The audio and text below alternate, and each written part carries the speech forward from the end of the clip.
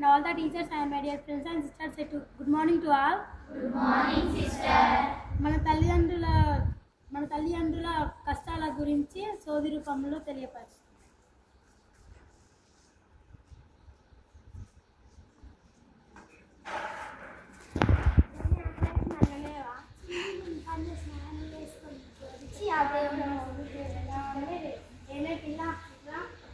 ఏంటి మమ్మల్ని తీసుకుని నా బాగుంటే అట్లనకే తల్లి ఇవన్నీ నీకెందుకు? మీ అమ్మ గురించి చెప్పాలంటే ఆ దేవుడే నన్ను పంపించిందే తల్లి. చెప్పాము. Not audible.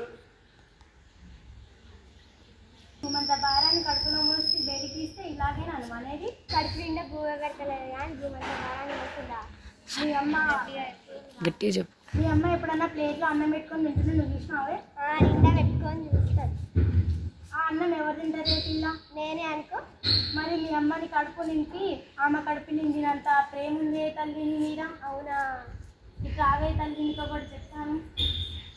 మీ అమ్మ పొద్దుగాల లేచి అంట్లు చదివి ఆ పనులు ఈ పనులన్నీ చేసి బయట అమ్మ కాలు ఈ కాలు పట్టుకొని ఈ బుక్కడ అన్నం పెడుతుంటే నువ్వు ఇలాగే నానేది. ఇప్పటి నుంచి నా అన్నం నేనే. నీ అన్నం నువ్వే కాదే తల్లి. పై చదువుకొని మంచి ఉద్యోగం చేసి మీ అమ్మకి కడుపు నిండా బుక్కడ అన్నం పెట్టి కాలు కింద పెట్టుకోకుండా చూసుకోవాలి.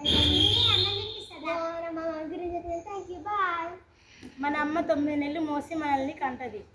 మన అమ్మ నాన్న పొద్దుముక్కులు పని చేసి ఇంటికి అలసిపోయి వస్తే మనం నీళ్ళు ఇవ్వకుండా ఆ పని అది కొని లేదు ఇది కొని లేదు అని మన వాళ్ళ మీద కక్ష పెట్టుకోకుండా వాళ్ళతో ప్రేమగా ఉండాలి. మన కడుపు నింపడం కోసం వాళ్ళు ఎన్నో నిద్రలేని రాత్రులు గడుపుతారు.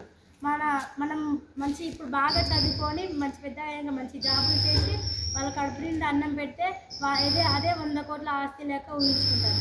అందరు అమ్మల్ని మంచిగా చూసుకోవాలి. Thank you.